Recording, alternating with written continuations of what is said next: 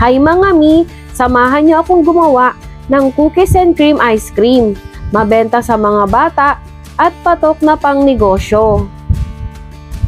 Gagamit ako ng 3 sachet ng vanilla cookies. Pwede kayong gumamit ng ibang brand, depende sa gusto ninyo. Durugin ito hanggang sa maging pino.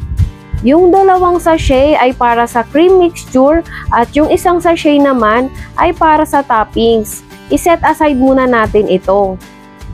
Para sa cream mixture naman ay gagamit ako ng 1 can ng creme densada na chilled overnight. Sunod, ilagay din natin ang 1 can ng all-purpose cream. Chilled overnight din ito. I-beat ito sa high speed ng 10 minutes or hanggang mag-double ang size ng cream.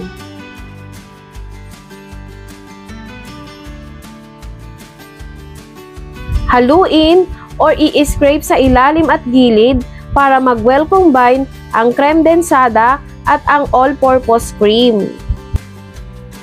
I-beat lang hanggang ma-achieve ang tamang consistency. Sunod ay ilagay na ang 2 sachet ng crushed cookies. I-mix hanggang mag-well combine ang cookies sa cream mixture.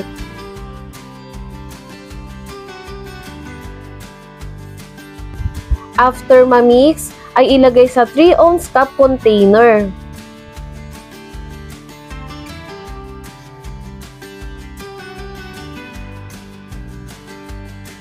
Gamit ang chopstick or kutsara, ayusin natin yung ibabaw para maganda tignan.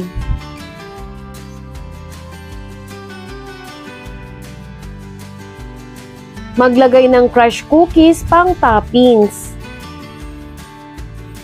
After malagyan lahat ng toppings, ay takpan na ang bawat cups at i-freezer ng 3 hours.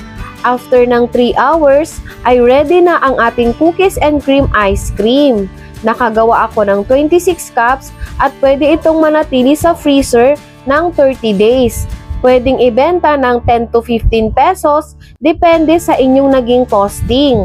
Subukan nyo na mga mi, 3 ingredients lang, napakadaling gawin. At maliit lang ang puhunan.